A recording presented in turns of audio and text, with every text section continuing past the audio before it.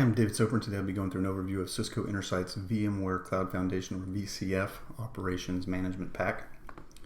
VCF Operations was previously known as ARIA Operations, so my screenshots and a lot of the documentation will refer to ARIA Operations. There's more information on installation and how to get the ARIA Operations OVA from Broadcom in the links provided in the description and from intersight.com/help. So once I've installed that ARIA Operations VM from an OVA, I'll need to go in and add a cloud proxy. The Intersight Management Pack requires a cloud proxy. So from ARIA Operations, I'll go to Administration, Cloud Proxies, and add my proxy. On number 4 there, you see the unique registration key. That'll be needed when I go in and actually install the OVA, so I'll need to copy that to the clipboard.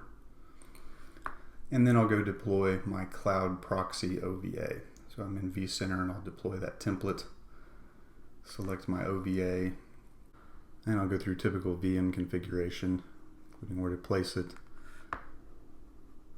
accepting the license agreement. Configuration, a small cloud proxy would typically be fine, but you can customize any of these as needed for your environment. Storage setup, networking. I'll be setting up static networking here. And then when I get into the customized template, this is where I will paste in that unique registration key. I set up the naming and any other settings needed for this cloud proxy.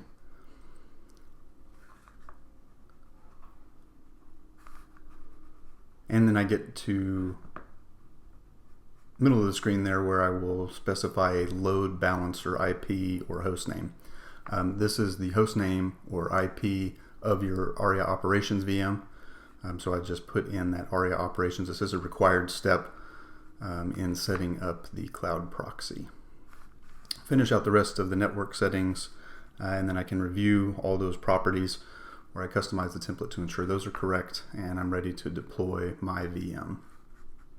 Once that VM is deployed, back in ARIA Operations, I can check that this cloud proxy is online. As soon as that shows online, we're ready to continue on to installing the Intersight Management Pack for VCF Operations.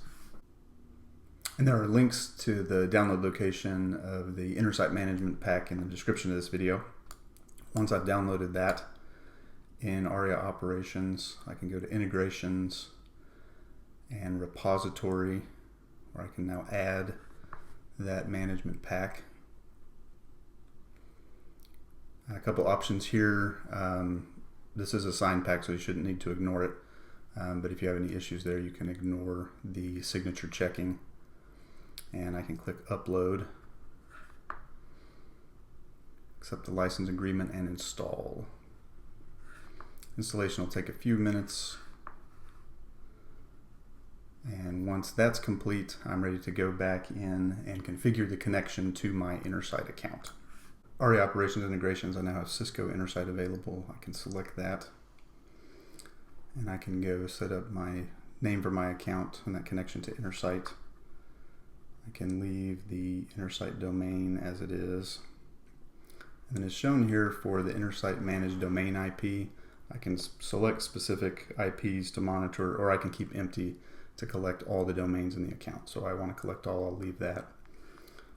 Set verify SSL to true. And now for credential, I'll go in and add a credential. This is an OAuth 2 credential. So I'll give it a name, and then I need to go back into Intersight. And in Intersight's setting menu under OAuth 2, I can create an OAuth 2 client credential, name that, give it a description and expiration time if needed.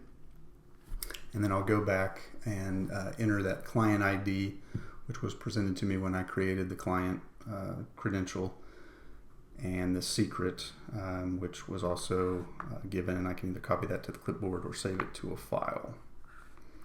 In this environment, I am behind a proxy, so I'll need to set that up so that I can establish that connection out to Intersight. Once I've done that, I can click OK.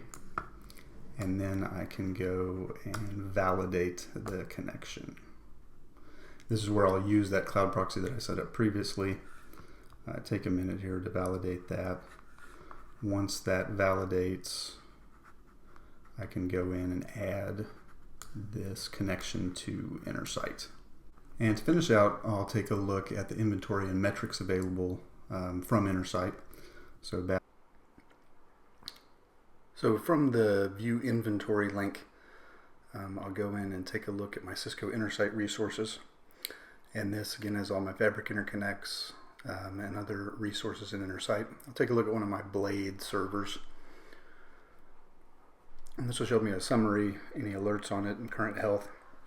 And then in the topology view, I get a more detailed inventory, including the chassis, server itself, the server profile information is now linked there, and I've got links up into the vCenter plugin resources, which will show me additional information on VMs running here, the data stores, the networking. So some good improvements here in terms of more detailed topology. In the metrics, again, I'm looking at the host server here. I can come in and look at its network metrics, and I can pull those in. Again, this is coming from vCenter, but we've also got a lot of metrics on the FIs and other resources in Intersight. From the alerts link, I can see all the alerts on all my Intersight infrastructure coming in. Here I've got summaries of all the server alerts and links out again to those specific servers. So a good view there. And then in the dashboards view, I can come out, and if I select Intersight, I'll get this overview dashboard, which has information on the devices connected, a little summary of the chassis, FI, servers, and their health, some of the metrics pulled in here, and this can be customized as needed. Thank you for your time, and be sure to visit intersight.com/help for more information.